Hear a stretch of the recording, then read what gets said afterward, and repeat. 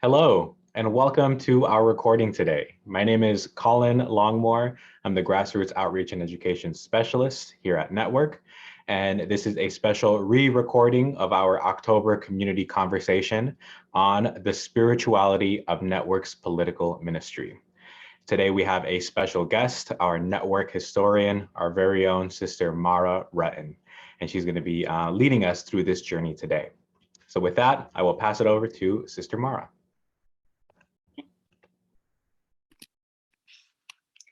Hello. As you may know, we are entering the time of celebration of Network's 50th anniversary.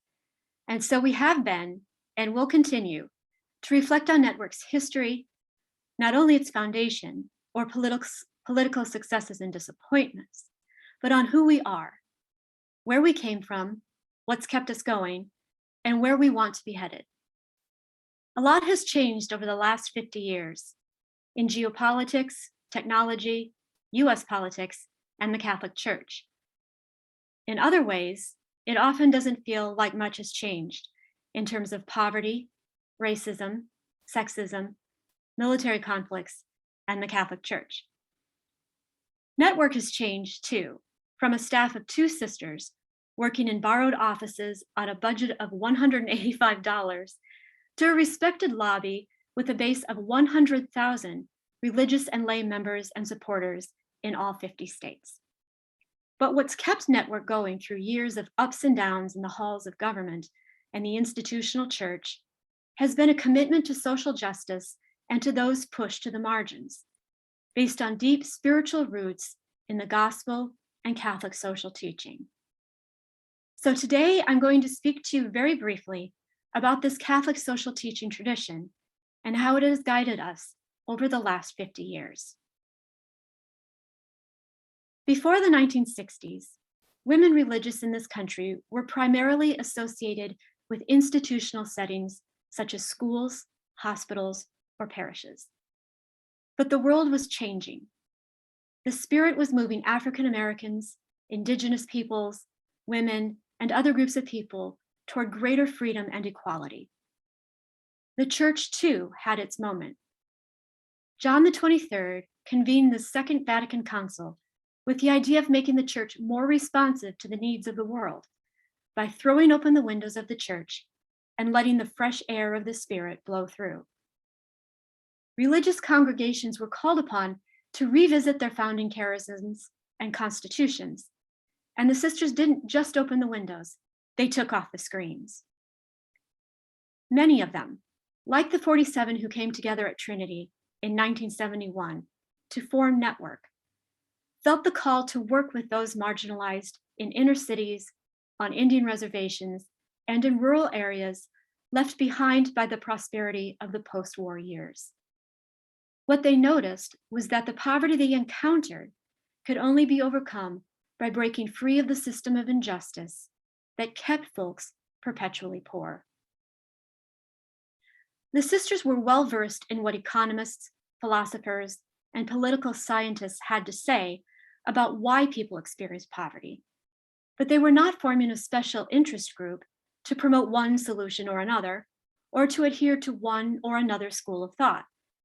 They were there to form a social justice lobby, a Catholic social justice lobby, committed to no less than building the kingdom of God, the one of which Isaiah spoke, "For behold, I create new heavens and a new earth. There shall be no more an infant of days, nor an old man that hath not filled his days. They shall not build and another inhabit. They shall not plant and another eat. For as the days of a tree shall be the days of my people, and my chosen shall long enjoy the work of their hands. They shall not labor in vain, nor bring forth for calamity." Both testaments of the Bible reveal a compassionate, loving God who desired mercy, not sacrifice. Jesus also modeled this, as did the early church. But as the church became more powerful, the call to justice was muted, and Christians were directed to be compassionate toward those living in poverty through almsgiving or supporting institutions of mercy.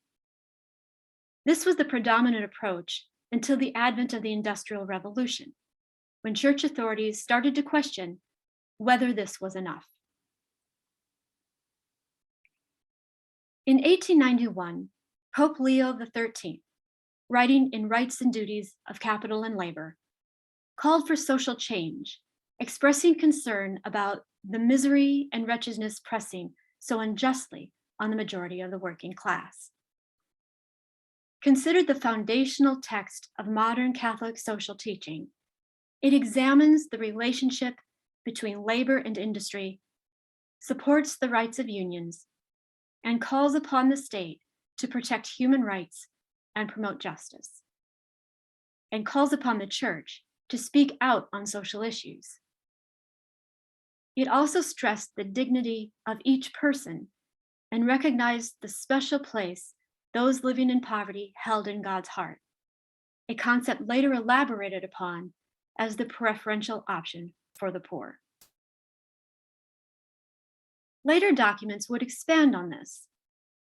In 1931, in the midst of the Great Depression, Pius XI's call for reconstruction of the social order based on the principles of solidarity and subsidiarity, as expressed in his encyclical In the 40th Year, convinced many Catholics that acting for social change was part of the Christian call. In 1961, prior to the opening of the Second Vatican Council, Pope John XXIII's mother and teacher referred to the role of the Church in promoting human dignity and eliminating poverty, and taught that the state must sometimes intervene in matters of healthcare, education, and housing. The council itself, in Gaudium et Spes, made the cry of those on the margins central to Christian discipleship. Almsgiving was no longer enough. Energized by the movement of the Spirit in the church and the world, the 47 sisters who had found Network turned to two additional documents released earlier that year: Pope Paul VI's Apostolic Letter, generally known as A Call to Action, and the Bishop's Synod Statement, Justice in the World, which the sisters believed articulated and legitimized in a theological framework their lived experiences of systemic oppression and helped them to recognize and define their own values and principles, their faith commitment to justice, and their understanding that societal structures cause injustice. While these documents reiterated the causes of oppression in the modern world and the responsibility of the faithful to work for justice, they also brought something new. They both stressed the importance of political activity in achieving a more just world order through education and political activism. Politics are a demanding manner of living the Christian commitment to the service of others, Paul VI wrote. And the bishop stressed that action on behalf of justice and participation in the transformation of the world is a constitutive dimension of preaching the gospel. Both statements noted that some Christians should be actively involved in politics in an ongoing manner to ensure choices consistent with the gospel and legitimate plurality, and giving collective witness to their faith by effective and disinterested service of the people. Pope Paul VI asked, "Let each one examine himself to see what he has done up to now and what he ought to do. It is not enough to recall principles, state intentions, point to crying injustice, and utter prophetic denunciations. These words will lack real weight unless they are accompanied for each individual by a livelier awareness of personal responsibility and by effective action." The sisters heard this call to action, and the first assignment of the steering committee was to study these two documents in more depth and reflect on their responsibility going forward. Carol Costin, a founding member and first director of Network, reflected on this, stating that reading Call to Action helped me see the church's feeling of responsibility toward social justice. My relationship toward the official church changed from benign indifference to an active desire to build on and proclaim this international perspective on justice. It also affected my growing interest in political change. Issue writer Ruth Neeland later stated that these documents made me see the potential of organized churches for effecting social change, particularly international churches. It relativized my role as a US citizen. I began to acquire a global vision and saw myself as a world citizen with responsibility to make my country's policy and the US church more responsive to world needs. These documents gave Network the grounding it would need to establish itself as this country's first Catholic social justice lobby, provide a moral compass guiding officials facing difficult decisions, and sustain it through successes and disappointments in the years to come. Network would revisit these documents internally with staff and reintroduce them to membership through Network Quarterly and other publications throughout the years. It was imperative that the faithful not lose touch with these foundational teachings as the excitement and possibilities of the early 70s waned, and the powerful in industry, government, and the church became even more entrenched. Sister Claire Dunn, an Arizona state representative, warned of the uphill battle they faced as they engaged in public pursuits where they and their message were not welcome. It's important that we not be naive about the magnitude of the evil, she wrote, or the focus of darkness which lie in wait for us when we move from specifically religious or simply palliative activities into proper denunciation of the status quo. We are a source of extreme discomfort to the hollow piety of those who bless themselves with one hand and exploit the poor with the other. As the 1980s progressed, funding for social programs was cut, military spending increased, repressive regimes propped up in the name of democracy, and the moral majority co-opted the religious message.